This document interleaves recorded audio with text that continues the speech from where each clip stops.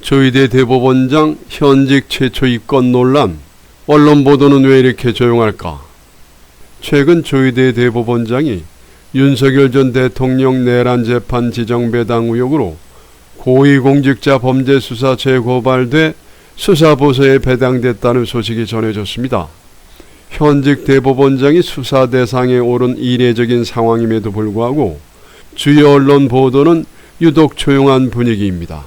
이에 시민들 사이에서는 왜 이렇게 보도가 적은 것이냐는 의문과 함께 여러 해석이 나오고 있습니다. 최근 시민단체 고발로 조희대 대법원장이 직권남용과 내란 방조 혐의로 수사 대상에 포함됐다는 사실이 전해졌습니다. 고발 접수 이후 수사보고서에 사건이 배당되면 피의자 신분 또는 입건 전 조사 단계로 분류됩니다. 사법부의 정점에 있는 인물이 공식 수사 대상이 됐다는 점만으로도 매우 이례적인 상황이며 법조계 안팎에서 적지 않은 파장이 일고 있습니다. 이번 사안의 중심에는 두 가지 쟁점이 있습니다. 하나는 전직 대통령의 내란 재판 과정에서 특정 재판부의 사건을 지정 배당하려 했다는 의혹입니다. 또 하나는 비상계엄 선포 당시 사법부의 대응이 사실상 방조에 해당하는 것 아니냐는 문제 제기입니다. 모두 현장 질서와 직결된 사안이어서 사실 여부에 따라 정치적, 사법적 후폭풍이 클 수밖에 없습니다. 시민들이 가장 의아해하는 부분은 바로 보도의 빈도입니다. 커뮤니티와 사회관계망 서비스에는 빠르게 확산됐지만 주요 방송과 신문에서는 매우 제한적으로 다뤄지고 있기 때문입니다. 이에 대해 법조계에서는 수사 초기 단계라 확정된 사실이 없고 정치적 파장이 큰 사안인 만큼 언론도 신중한 접근을 하고 있다는 해석이 나옵니다. 반대로 일부에서는 언론이 지나치게 몸을 사리는 것 아니냐는 비판도 이어지고 있습니다. 야권에서는 이번 사안을 매우 무겁게 받아들이며 책임 있는 해명을 요구하고 있고 사퇴 요구까지 거론하는 목소리도 나오고 있습니다. 반면 법원 측은 계엄 직후 회의 역시 위헌성과 위법성을 검토하기 위한 자리였을 뿐이라며 혐의를 강하게 부인하고 있습니다. 특검까지 해당 사안을 들여다보고 있는 만큼 향후 수사 결과에 따라 상황은 크게 달라질 가능성이 높아 보입니다.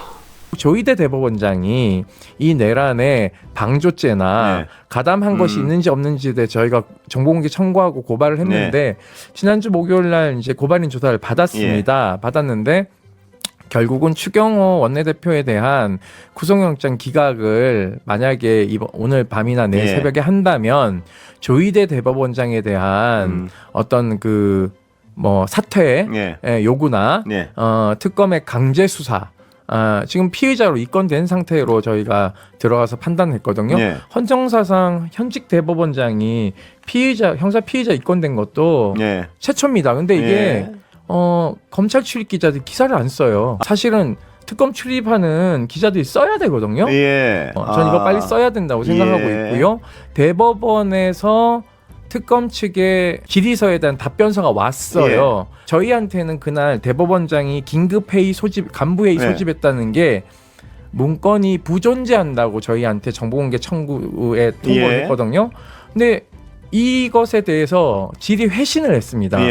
아니 부존재하는 문건에 대해서 어떻게 회신을 해요?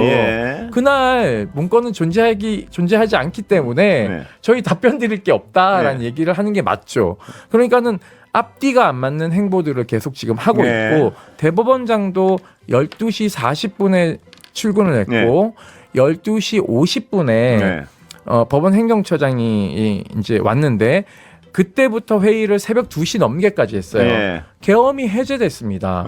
국회에 의해서. 그럼 사법부 입장을 밝혀야죠. 계엄을 입법부에서 해제했기 때문에 사법권을 이양할 수 없다. 근데 그 전에 이미 계엄 선포했을 때 사법권 이양을 검토하고 있다고 했거든요.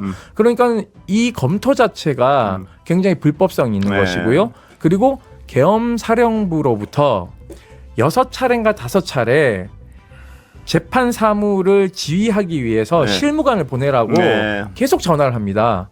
그러니까는 이 재판권을 계엄사령관에게 이양하려고 하는 움직임이 모종의 있었다? 움직임이 예. 있었다라고밖에 볼 수 없다는 것이죠. 그래서 지금까지 예. 단 한 차례도 이 내란의 불법 계엄에 대한 어떤 입장도 조희대 대법원장 밝힌 바가 그러니까 임 없다는 소장님 것이 보시기에는 중요합니다. 사법부에 대한 수사는 네.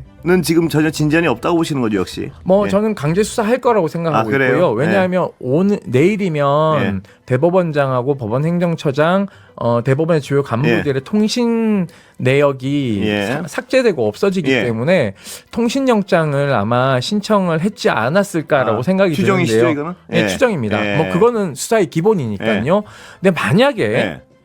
이 서울중앙지법 영장 전담 4인방이 예. 그러한 통신영장에 대해서 기각을 하거나 예. 압수수색 영장에 대해서 칼질을 하거나 예. 기각을 했으면 저는 즉시 이 영장 전담 재판부 4명 다 굉장히 중요하고 탄핵해야 심각한 된다고 얘기입니다. 생각합니다. 예. 예. 여러분, 이건 단순한 폭로가 아닙니다. 헌정사상 최초로 현직 대법원장이 형사 피의자로 입건된 사건입니다. 그런데 언론은 완전히 입을 닫았습니다. 임태훈 소장이 공개한 내용은 정말 충격적입니다. 여기서 핵심은 계엄이 국회에 의해 해제된 이후에도 대법원은 사법권을 계엄사령부로 이양하는 방안을 검토했다고 합니다. 아니, 이게 말이 됩니까? 입법부가 해제를 했는데 사법부가 다시 군사조직의 재판권을 넘겨주려 했다는 겁니다. 이건 명백한 내란 방조이자 헌법 파괴 행위입니다. 임태훈 소장은 말했습니다. 우리는 조희대 대법원장을 고발했고 특검은 그를 피해자로 입건했다. 그런데 특검이 대법원 내부 문건과 통신 내용을 확보하려고 하자 대법원은 이렇게 답했다고 합니다. 그날 회의의 문건은 존재하지 않는다. 답변 드릴 내용이 없다. 그런데 동시에 그 회의에 대한 질의에 회신했다는 내용이 나옵니다. 자, 생각해 보세요.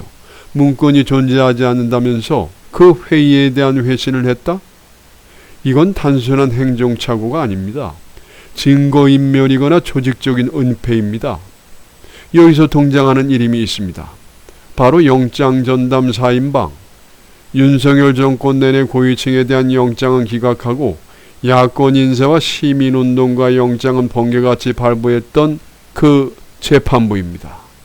지금 이 4명이 또다시 등장합니다. 조희대 대법원장 관련 통신영장 압수수색 영장이 이들에게 배당됐습니다.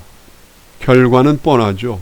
기각, 보안 필요 요건 미비, 결국 법원이 법원을 지키는 구조, 사법부가 스스로의 범죄를 가려주는 완벽한 카르텔이 형성된 겁니다. 이 사건을 아는 기자는 수십 명입니다. 특검 출입기자, 대법원 출입기자, 법조 전문 기자들. 그런데 아무도 쓰지 않습니다. 왜일까요? 임태훈의 말처럼 조희대는 사법부의 수장이기 때문에 언론이 감히 건드리지 못한다. 이게 이유입니다. 조희대 대법원장은 내란 해제 직후 새벽 2시까지 법원 행정처 간부들과 긴급 회의를 했다고 합니다. 그런데 그 회의에서 나온 결과는 침묵, 사법부는 개입하지 않는다. 아니죠. 그건 개입을 숨긴다는 말이었습니다. 지금 우리가 목격하는 건 사법부의 타락만이 아닙니다. 검찰, 법원, 언론 조직이 완전히 한몸이 됐다는 증거입니다. 검찰은 사건을 덮고 법원은 영장을 기각하고 언론은 기사를 숨깁니다. 그 결과 국민은 아무것도 모릅니다. 이게 바로 지금 대한민국의 민주주의가 처한 현실입니다. 이건 윤석열 한 사람의 문제가 아니라 기득권 전체의 자기보호 본능입니다. 지금 대한민국의 사법부는 피해자 대법원장이 국민 위에 군림하는 나라가 됐습니다. 이걸 덮는 언론, 이걸 묵인하는 검찰, 그리고 아무 일 없다는 듯 조용한 정치권. 이건 단순한 사건이 아닙니다. 민주주의의 심장이 썩어 들어가고 있는 경고입니다. 지금 필요한 건 단 하나입니다. 내란 전담 재판부의 신속한 구성과 사법부의 강제 수사입니다. 그리고 언론의 침묵을 깨는 우리 민주시민의 목소리. 그게 바로 지금 우리가 할 수 있는 가장 작은 저항이자 가장 큰 책임입니다.